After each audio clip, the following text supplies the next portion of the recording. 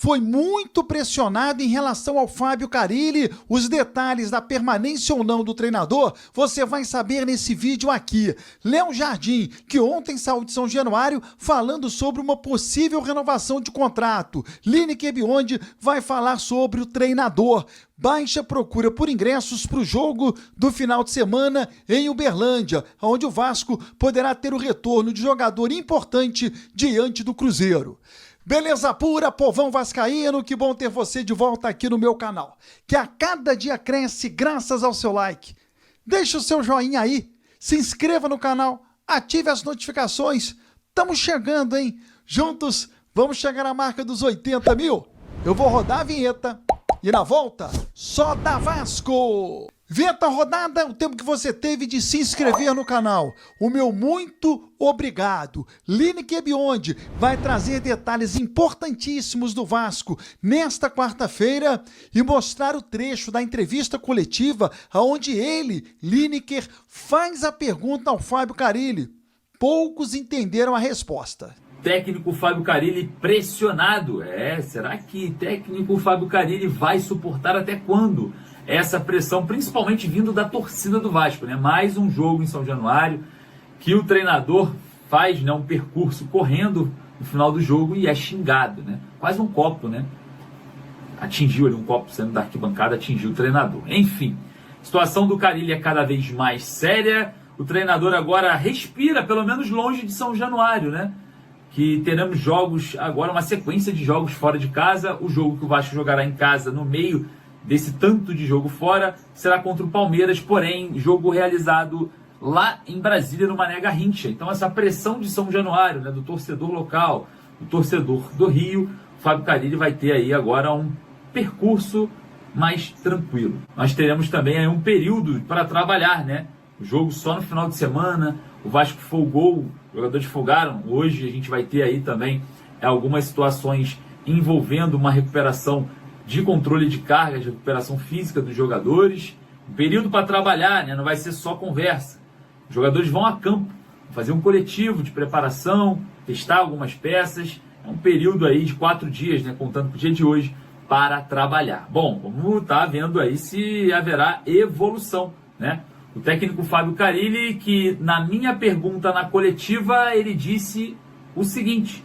Vou trazer aqui a minha pergunta, você vai lá nos comentários e coloca a sua opinião sobre ela e a resposta do Fábio Carille, que eu confesso para você que ele falou algo que eu não consegui observar, principalmente num 4-4-2, quando eu estava vendo o jogo inteiro, o Vasco com 2 pontas e o Verratti centralizado, né? No final do jogo a gente tinha o Adson numa ponta, o Zucarello na outra, e o Pablo Verratti centralizado, o Alex Teixeira ali percorrendo, um pouco mais centralizado, tentando buscar um jogo, mas não foi muito eficaz, né, nessa função. Enfim, minha pergunta para o técnico Fábio Carille e a resposta do treinador agora. Boa noite, Carille, Lineker Biondi, canal A Hora do Vasco. Eu queria parabenizar primeiro a coletiva do jogo passado. Você deixou bem claro sobre a sua satisfação com o elenco em relação ao investimento limitado no Vasco. Isso foi um fator esclarecedor para o torcedor e soou muito positivo naquela situação do jogo. Agora eu quero saber se esse fator limitador faz com que sua equipe só tenha uma forma de jogar, porque o que a gente vê é que você muda peças, mas não muda a forma de atuar, né, com a distribuição dos jogadores em campo. Queria saber se realmente esse teto de limite da diretoria também interfere nisso. Obrigado. Boa noite. Não, a questão das mudanças, ela se passa muito pela característica dos atletas também, né? Então, hoje fizemos um jogo duro que a gente sabia que tinha que ser. Jogo de Sul-Americana, jogo de Libertadores, nós sabemos que é assim. Para mim, o segundo tempo, a gente acelerou muito, quis chegar muito rápido na área e houve pouca troca de passe, que aconteceu muito no primeiro tempo. Né, ser mais agressivo, chutar mais. O primeiro tempo foi melhor nessa questão de chegar mais perto da área. O segundo tempo, por acelerar demais o jogo, a gente acabou se perdendo um pouquinho, né? A partir do momento que eu coloco o Zucarello é mais um atacante do que o Nuno. O Nuno vai para dentro ali, o Coutinho pede para ser substituído por cansaço ali, por puxar cãibra, alguma coisa. E o Zucarello é um atacante, então ali já é uma mudança, né? E depois, quando eu resolvo colocar o Alex, fica um 4-4-2, sendo que o Alex Teixeira é mais atacante do que armador. O Coutinho é sim um armador, vem, trabalha a bola. O Alex é um cara que chegasse, para que a gente chegasse pelos lados, principalmente tivesse mais jogadores dentro da área para terminar. Né, mas isso que a gente pensou e elaborou acabou não acontecendo, por isso o nosso segundo tempo não foi bom. Confesso que ficou vazio para mim. Eu entendi que ele tentou justificar com características individuais de cada jogador em si, mas essa variação tática ela não existiu. De fato não existiu. O Vasco começou com o Ryan numa ponta, o Nuno na outra, o Verratti centralizado, e terminou com o Zuccarello numa ponta, Adson na outra e o Verratti centralizado. Eu não vi 4-4-2. Enfim, o Carille está perdido? Bom, vamos falar sobre a renovação contratual de Léo Jardim, que saiu ontem, né, falando que deseja muito ficar no Vasco. Será que esse é um caminho mais curto agora para essa renovação contratual? Léo Jardim tem contrato até o final dessa temporada, obviamente, né, com alguns gatilhos sendo acionados no contrato, podendo ficar até o final do ano que vem, no ano de 2026 por completo. E a gente observa, né, que o Léo Jardim amorteceu algumas críticas da torcida na última partida contra o Flamengo, onde o goleiro fez ali uma partida espetacular, diga-se de passagem, vamos ser justos aqui. Léo Jardim foi um monstro embaixo das balizas ali, evitando a derrota no final do jogo para o Flamengo, tá? Fez uma defesaça numa cabeçada do Pedro ali, uma defesa de cinema, e recuperou o prestígio da torcida ontem, saiu do gol em alguns momentos, enfim, tá melhorando, já era bom goleiro, tá melhorando, hein? Isso mesmo, tem que evoluir. O Vasco terá daqui a pouco 6 jogos fora do Rio de Janeiro, depois do jogo de ontem em São Januário com a equipe do Lanús. Na sequência, o Cruzeiro, domingo, dia 27, lá em Uberlândia. No dia 1º de maio, pega o Operário em Ponta Grossa, jogo de ida da Copa do Brasil. No dia 4, tem o Palmeiras, esse jogo em São Paulo. Depois, no dia 7, lá na Venezuela, o Puerto Cabello, né? Jogo da Sul-Americana. E no dia 10 de maio, Vitória e Vasco no Barradão. E no dia 13, Lanús e Vasco lá na Argentina. Ou seja, não vai ser fácil para a equipe de São Januário. Vamos trazer, então, alguns momentos do técnico Fábio Carille, porque o torcedor não tem tido muita paciência com o trabalho dele, não. Essa é a grande verdade.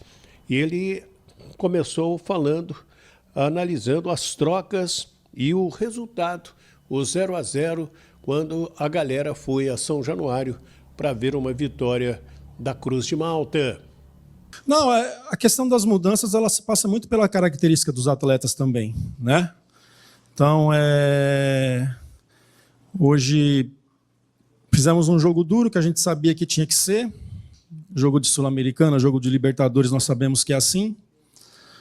Para mim, o segundo tempo, a gente acelerou muito, quis chegar muito rápido na área e houve pouca troca de passe, que aconteceu muito no primeiro tempo. Né, ser mais agressivo, chutar mais. O primeiro tempo foi melhor nessa questão de chegar mais perto da área. O segundo tempo, por acelerar demais o jogo, a gente acabou se perdendo um pouquinho. Né? A partir do momento que eu coloco o Zuccarello é mais um atacante do que o Nuno. O Nuno vai para dentro ali, o Coutinho pede para ser substituído por cansaço ali, por puxar cãibra, alguma coisa. E o Zuccarello é um atacante. Então ali já é uma mudança, né? E depois, quando eu resolvo colocar o Alex, fica um 4-4-2, sendo que o Alex Teixeira é mais atacante do que armador. O Coutinho é sim um armador, vem, trabalha a bola. O Alex é um cara que chegasse, para que a gente chegasse pelos lados, principalmente tivesse mais jogadores dentro da área para terminar. Né? Mas isso que a gente pensou e elaborou acabou não acontecendo, por isso o nosso segundo tempo não foi bom. Fábio Carille também foi perguntado a respeito de por que usou tão pouco o Lucas Piton pela esquerda. Inclusive, Paulo Henrique e Ryan fizeram um bom jogo pelo lado direito. E ele falou: analisando o jogo rapidamente, é claro que depois a gente vai olhar melhor, vieram fechando muito o nosso lado esquerdo. E por isso a gente criou bastante até pelo lado direito no primeiro tempo. Chegamos ali muitas vezes, principalmente com o PH, para terminar as jogadas. Né, vieram fechando muito aquele lado, um atacante sem bola preocupando demais em marcar o Piton e com bola levando o Piton lá para trás. Né, claro, é o nosso lado construtor, é o lado que aproxima, é o lado que tem jogadores criativos, né, quando o Coutinho encosta com o Nuno com o Piton lá, e vieram fechando muito bem lá, como já teve outras equipes que fizeram assim. O bom é que a gente buscou alternativa pelo outro lado. Muitas vezes fica travado só de um lado e acaba não saindo, e a gente conseguiu escapar principalmente pelo lado direito. Né? Também a gente tem que entender que há mérito do adversário de estudar e fazer como a gente faz com os adversários também. Segundo o Fábio Carilli, o time dele foi nervoso contra o Lanús. Lanús que colocou uma bola na trave e fez um jogo bastante complicado. Eu não me lembro de um jogo que a gente foi linear, assim, o tempo todo superior ou o tempo todo com a bola, mesmo porque também a gente joga contra adversários que têm qualidade, que se preparam e tudo mais. Né? Mas assim, em relação ao primeiro tempo que a gente jogou mais no campo ofensivo, chegando ali com cruzamentos, com algumas finalizações, faltou isso no segundo tempo, da gente circular mais, buscar o lado oposto e poder ser agressivo, né? Talvez um pouquinho de ficar nervoso, de ser impaciente, não tomar as melhores decisões e com isso a gente incomodar pouco o adversário.